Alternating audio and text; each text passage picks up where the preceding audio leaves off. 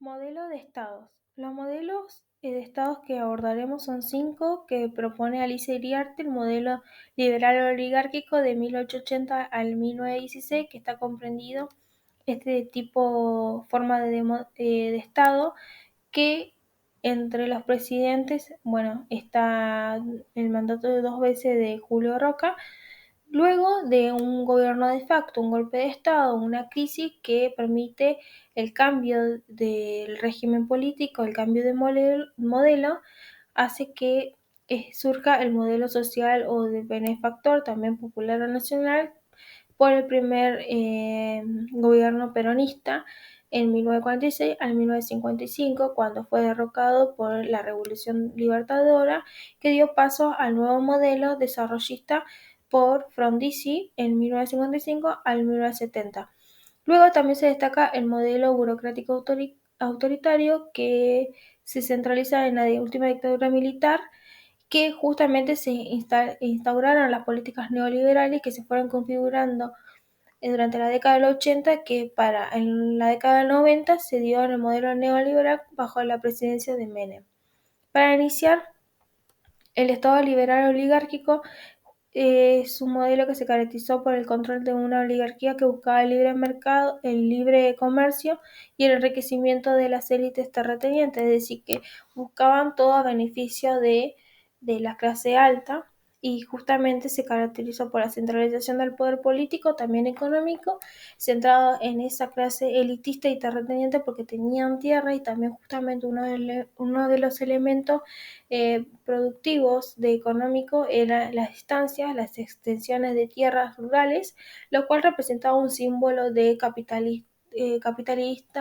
político-cultural de esa clase dominante. También en este modelo se caracterizó por el modelo agroexportador, que inserta a la Argentina a la economía internacional, es decir, este modelo se basó en la exportación de materias primas a cambio de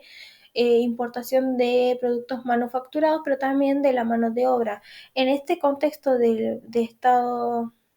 en la conformación de Estado-Nación, también se dio la llegada de grandes masas de inmigrantes provenientes de Europa, y justamente este Estado, que estaba asumiendo un rol modernizador y progresista, inspirado justamente en la cultura europea occidental, integra a estas masas a través del sistema educativo. El sistema educativo como instrumento de orden social, pero también de integración, de formación y de construcción de la identidad nacional. Otra de las características de este modelo es el gobierno unicato sostenido por el fraude electoral, participación política restringida, es decir, siempre había un gobierno que era único y que ganaba siempre a través del fraude electoral el Partido Autonomista Nacional, porque la participación política estaba restringida, y con ello la oposición radical y socialista amplían esta democracia a través de la sanción de la ley Sáenz Peña, con la incorporación de las clases medias. Luego, a partir de la crisis del capitalismo en la década del 1930, surge el Estado social o benefactor bajo la presidencia de Juan Domingo Perón. Este se focaliza ya en la incorporación de las clases trabajadoras y no solamente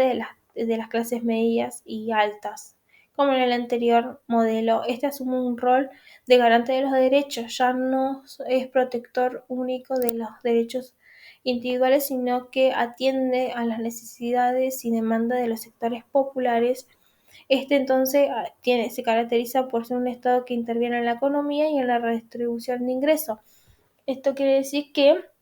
busca garantizar una vida mínima para todos los ciudadanos, es decir, esos derechos sociales que se garantizan son prestaciones de servicios sociales, económicos, como la educación, la salud, la atención a los derechos de los trabajadores, entre otros. Este modelo también cabe mencionar que se inspiró en el keynesianismo, que promovió esta política de bienestar social. El Estado entonces se ve en la necesidad de proveer asistencia y apoyo a los ciudadanos que así lo requieran, y también para garantizar así ese mínimo bienestar social, pero también con un propósito de mantener ese cierto orden social en el sistema capitalista,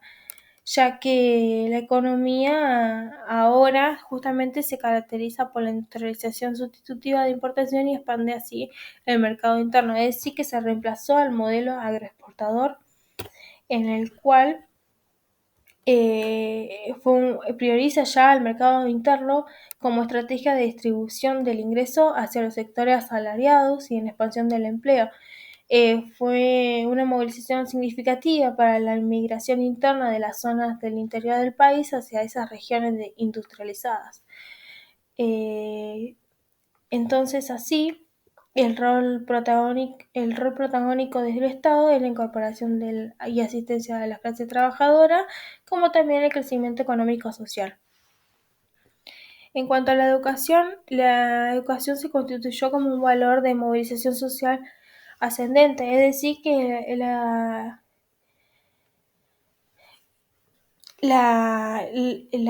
finalidad de la finalidad de la educación era llegar justamente a atender las demandas sociales, pero también alcanzar a aquellos que no concurrían a la escuela, siendo la escuela vital para la activa participación en cuanto al trabajo, es decir, la finalidad de la educación era iniciar a los sectores populares a la economía, es decir, formación de la mano de obra acorde al objetivo de estimular esa industrialización sustitutiva de importaciones. Ya en la reforma educativa de la Constitución Nacional de 1949 ya establece justamente que la responsabilidad del Estado de crear y prestar servicios educativos públicos y también promover la educación pública obligatoria en primaria y gratuita. Y también era subsidiario porque también no se establece la función de dominio del Estado en la educación. Al crear instituciones educativas también creaba eh, eh, especializadas en el trabajo, profesionalizaciones públicas con finalidad de garantizar calidad educativa y con el trabajo. Esto quiere decir que ya no se basaba solamente en la formación del ciudadano, sino también para el trabajo. Entonces, la educación como derecho para la formación del trabajo. Este modelo entra en crisis con el golpe de estado de Onganía y así entra también el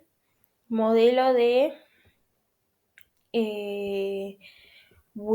burocrático autoritario que se inicia en el 66 y en el 77. El 66 por la forma de gobierno de Onganía que se llamó Revolución Argentina y que, se dio esto del Cordobazo en el 69, pero no vamos a entrar en el 76 con la última dictadura militar, que también se caracteriza por la exclusión política y económica y que también surge en un contexto de conflicto ideológico entre el capitalismo y el comunismo.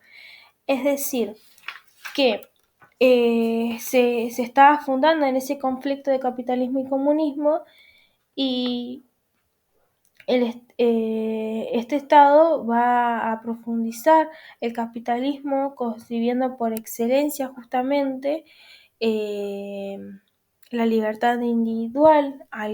promueve el libre mercado, prioriza entonces al mercado como regulador económico-social. Este Estado va a empezar a impulsar la descentralización del sistema educativo, el desfinanciamiento y así promoviendo las desigualdades social y los deterioros salariales. Es decir, se instauran las políticas neoliberales que son más visibles en cuanto a las privatizaciones de las empresas estatales. Entonces, expresado en la educación va a ser como modelo de democracia restringida. El gobierno entonces va a culminar luego con la presidencia de Alfonsín pero con la crisis económica que sigue eh, en la década del 80 y con la configuración de las políticas neoliberales da paso al Estado neoliberal. que comienza a finales de la década del 1970, dejando atrás el modelo de industrialización sustitutiva y se enfoca en la reducción del tamaño del sector público y promoción del sector privado. Y esto es porque desde la última dictadura militar, ya de posturas neoconservadoras, diagnosticaron justamente esa crisis del estado de bienestar, señalando que había un crecimiento del sector público y la necesidad de reducir esos costos del Estado y fomentar el desarrollo del amplio sector privado en los servicios. Entonces, con ello fue el desfinanciamiento del sistema educativo como medida para reducir justamente este déficit fiscal, ya que para las políticas de ajuste y privatización de empresas se fundamenta justamente con el Consenso de Washington de 1990, con la reforma de Estado y emergencia económica, que postula la no intervención del Estado en la economía, la apertura del mercado, la reducción del gasto público, ajuste fiscal al gasto de ingresos genuinos, evitar todo mecanismo de inflación, acuerdos firmados por los organismos internacionales como el Banco Mundial, el Fondo Monetario Internacional, que establecen estas políticas de estabilización económica que impulsan justamente el crecimiento económico. Entonces, modifica justamente la relación de Estado y sociedad, centrando la atención en el consumidor y el mercado. Es decir, que ya se constituyen garantes de nuevas políticas de reconstructuración del Estado en un modelo de acumulación orientado al mercado externo, un proceso que ya deja de ser el trabajador y su organización y pasa a ser ya el mercado y el consumidor. En cuanto estas políticas llegan a la educación y a través de estas políticas se genera una transformación en la educación durante la década del 90, que también fueron de fuerte racionalidad neoliberal y tecnocrática, y que justamente se sancionaron reformas educativas en esta época, como la Ley de Transferencia de Servicios Educativos, sancionada en el 91, la Ley Federal de Educación en el 93, la Ley de Educación Superior en el 95. La Ley de Transferencia Educativa, ya viene desde la última dictadura militar con la transferencia de las escuelas primarias, y ahora con esta ley a las transferencias de las escuelas medias y terciarias a las provincias y a la ciudad de Buenos Aires, a la Municipalidad de Buenos Aires, justificando la descentralización educativa bajo el discurso de la redistribución de poder social político como un paradigma de democracia. Sin embargo, se trató de una política fiscal tendiente a reducir ese gasto público y desligarse de la responsabilidad del Estado por la garantización del derecho de la educación. Ya, como mencioné, en la dictadura ya se había transferido a las escuelas primarias a las provincias, y entonces el traspaso de la educación a las provincias este traspaso que se realizó fue sin diagnóstico, y lo que provocó fue la desigualdad debido a la heterogeneidad de las distintas jurisdicciones y sus capacidades financieras y técnicas, generó esta desigualdad en cuanto al acceso a la educación. También la Ley Federal de Educación es una reforma que se aprobó en el 93, que estableció principios básicos de financiación y en respuesta a la continuidad de esta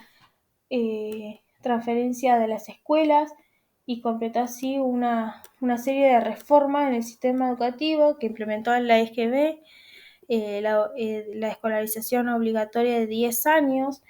y entre otras.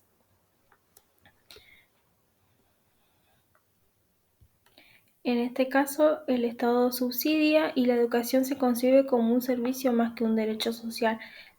de responsabilidad común.